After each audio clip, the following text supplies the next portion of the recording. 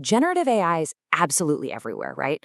It's transforming pretty much every industry. But how do you actually go from hearing the buzzwords to building a real strategy? Well, whether you're a business leader, an educator thinking about the classroom of the future, or even a student trying to get a leg up, this is for you. We're going to pull back the curtain on Google's entire generative AI ecosystem, starting with the basic concepts, getting into the tools, and figuring out what it really takes to be a strategic AI leader. So here's our game plan for today. First, we'll get our bearings with the big picture of Gen AI. Then we'll dive right into Google's specific toolbox, the things you can actually use. After that, we're going to tackle a really crucial topic: how to make the AI's answers better and more reliable. And finally, we'll wrap it all up by looking at what it means to become a real Gen AI leader in your own field. All right, let's kick things off with section 1, Gen AI, the big picture. Because, before you can build anything, you've got to have a solid foundation to build on. So let's start at the very, very top with the big one: artificial intelligence, or AI. You've heard it a million times.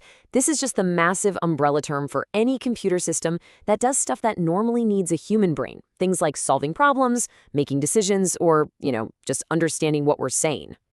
This chart breaks it down perfectly. So AI is the whole universe. Inside that, you've got machine learning, which is where algorithms learn from data. Then you go a level deeper to deep learning, which uses these things called neural networks, kind of inspired by our own brains. And then the star of our show today is generative AI.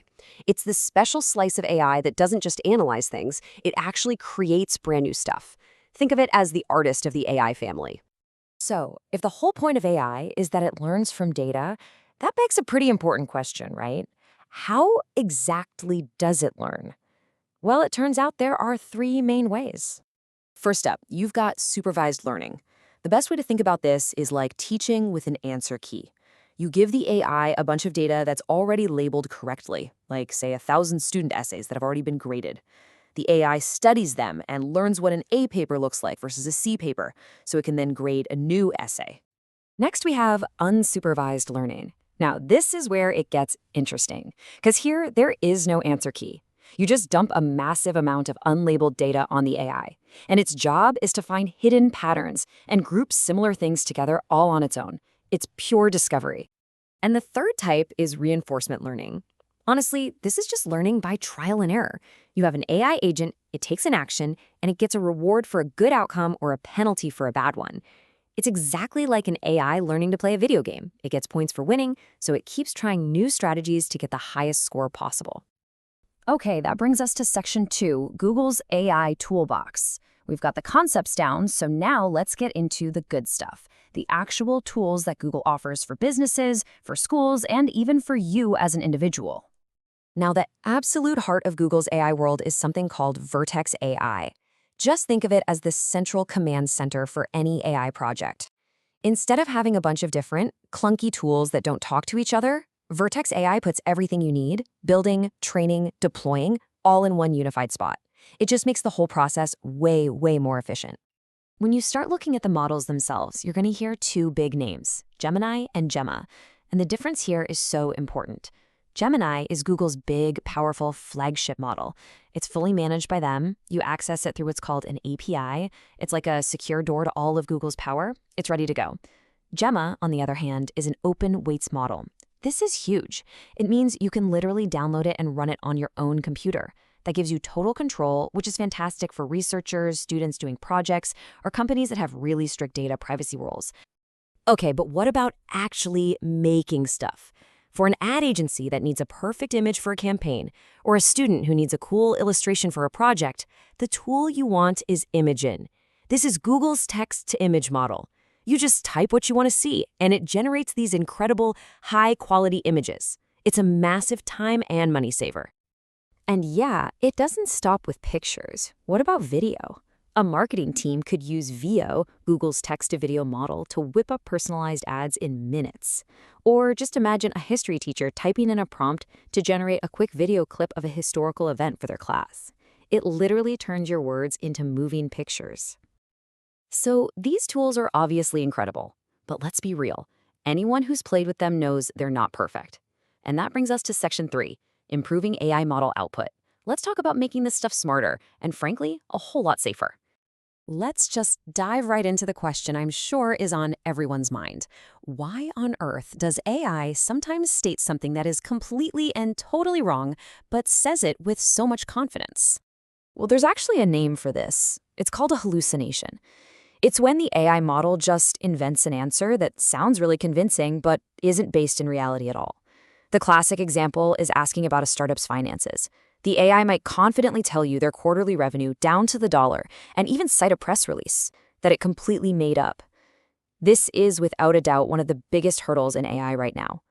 So, how do we fight this? How do we stop the AI from just making stuff up? Well, the core idea is actually pretty simple. You have to connect the model to a reliable source of truth. And two of the best ways to do that are through techniques called grounding and prompt engineering. Grounding is all about anchoring the AI's answers in facts. A really powerful way to do this is with something called retrieval augmented generation, or RAG.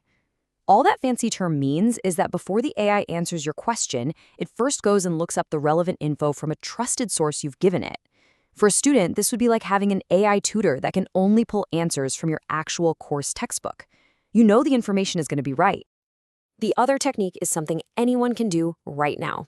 It's called prompt engineering, which is really just the art and science of asking better questions. You can give it no examples, or one, or a few. But my absolute favorite is chain of thought. All you do is add the words, think step by step, to your prompt. It sounds ridiculously simple, but it forces the AI to show its work, and it can dramatically improve its reasoning. It's like a secret little cheat code. And all of this brings us to our final and maybe most important section, becoming a Gen AI leader.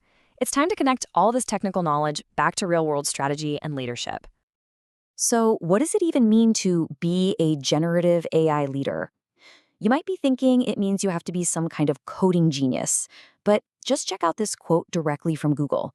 It says, "Your expertise is in strategic leadership and influence, not technical implementation. You're the one who decides where the ship is going, not the one in the engine room." And just look at who this certification is designed for.